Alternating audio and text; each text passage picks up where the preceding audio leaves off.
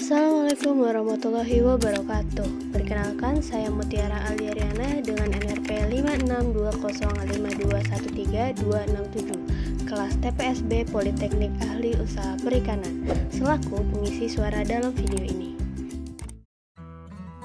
Di sini, saya akan menjelaskan tentang ikan Napoleon atau biasanya disebut Napoleon Wrasse atau Humphead Wrasse, merupakan ikan karang berukuran besar dari famili Libridae. Ukurannya bisa mencapai 3 m dengan berat 190 kg. Ikan Napoleon ini ditemukan di terumbu karang, terutama di kawasan Samudra Hindia dan Samudra Pasifik.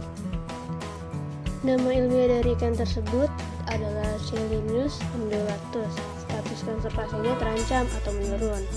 Nah, filmnya Chordata, famili Libridae, Order Labriformes, Kingdom Animalia.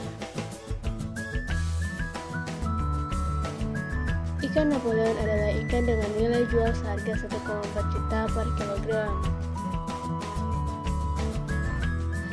Cara ikan Napoleon ini makan menggunakan giginya yang sangat kuat. Ikan Napoleon memakan spesies bercangkang keras seperti moluska, echinodermata, dan krustasea. Ikan ini adalah salah satu dari sedikit predator spesies perusak terumbu karang. Untuk predator yang berpotensi terhadap ikan Napoleon ini adalah ikan karang besar termasuk hiu. Ikan Napoleon memakan moluska, ikan karang, bulu babi, krustasea, dan invertebrata lainnya. Mereka bahkan bisa memakan kelinci laut beracun, ikan kotak, dan bintang laut.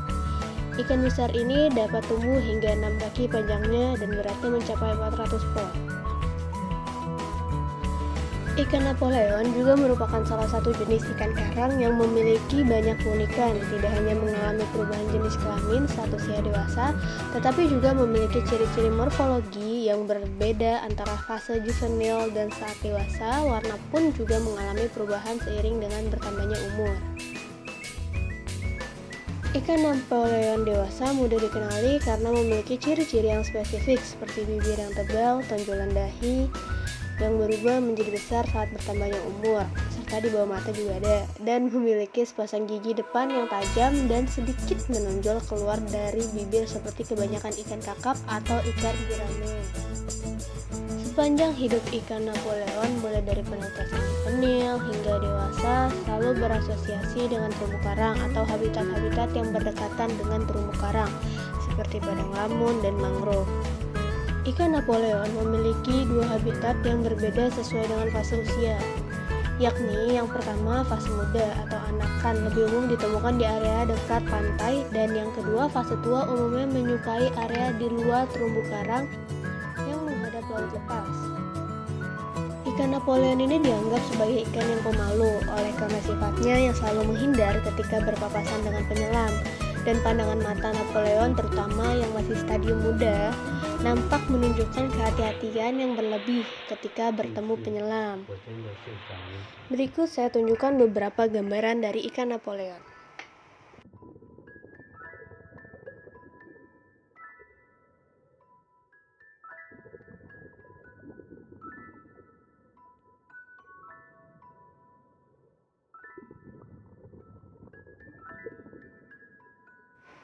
Untuk selanjutnya, saya akan membahas tentang Underwater Visual Census sebagai alat bantu monitoring populasi ikan Napoleon.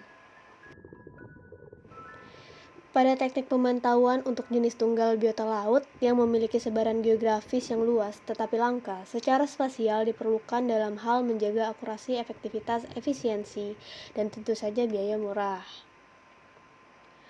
Prosedur standar Underwater Visual Census bagi jenis biota langka telah dikembangkan untuk memantau ukuran populasi ikan Napoleon.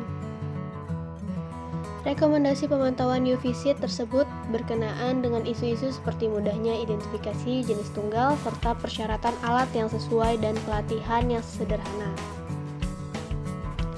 Teknik divisi ini bukan hanya cocok untuk mengukur kepadatan ikan Napoleon, tetapi juga jenis biota atau ikan lain yang dilindungi, seperti penyu. Meskipun UVC secara teknis terkesan sederhana, tetapi mempersiapkan seorang pencacah yang handal tidak dapat dipandang sederhana. Hal ini dapat menyangkut kesiapan fisik, keterampilan, dan pengetahuan tentang sifat ikan Napoleon yang menjadi target sensus. Selanjutnya, prosedural aplikasi Office persiapan survei merupakan salah satu tahapan yang penting dan menentukan tingkat keberhasilan dalam penggunaan metode UVC. Apabila survei dipersiapkan dengan baik, pelaksanaan di lapangan akan lebih mudah untuk dilakukan. Kemudian, terdapat beberapa hal mendasar yang harus dilakukan dalam tahap persiapan. Di antaranya, yang pertama, protokoler. Yang kedua, peralatan survei yang meliputi peralatan selam dasar atau peralatan sumba, kemudian kompresor air refill, kemudian peralatan tulis tahan air seperti papan sabak dari mika, dan pensil, kemudian GPS untuk penentuan posisi geografis seperti CBS floating kits, dan jam tangan kedap air atau waterproof. Dibutuhkan juga underwater video atau underwater kamera, kemudian rubber boats atau sejenisnya, dan yang ketiga, waktu dan lokasi survei. Yang terakhir, kita harus menyiapkan kesiapan personal pencacah, kemudian pendekatan teknis metode sensus visual menggunakan transit sabuk.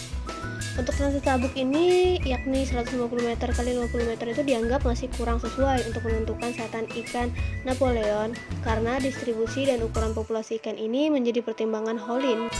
Maka dibuatlah cara lain, yaitu memodifikasi teknik tersebut dengan cara penyapuan wilayah yang lebih luas dan menggunakan CBS floating care, di mana dengan alat ini penentuan luas area transit dapat dihitung berdasarkan titik-titik koordinat yang terekam oleh DBS, dan begitu pula posisi ikan Napoleon yang dijumpai selama sensus dapat ditentukan sesuai dengan waktu, yakni jam ikan Napoleon itu ditemukan.